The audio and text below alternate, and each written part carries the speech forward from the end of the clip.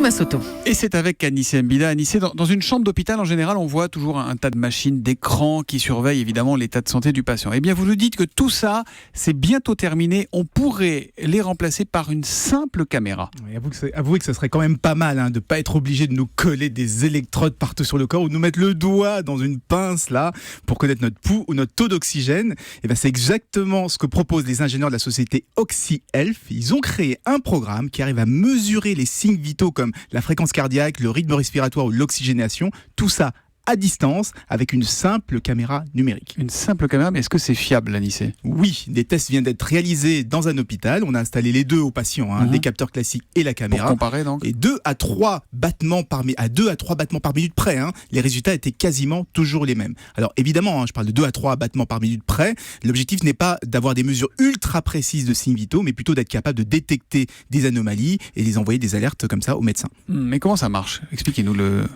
On fait de l'analyse d'images. Pour la respiration, par exemple, on repère tous les micro-mouvements du torse, inspiration, respiration. Et pour l'oxygène et le pouls, on recherche des petites variations dans la couleur de la peau. C'est très subtil, mais ça permet de déduire le flux sanguin.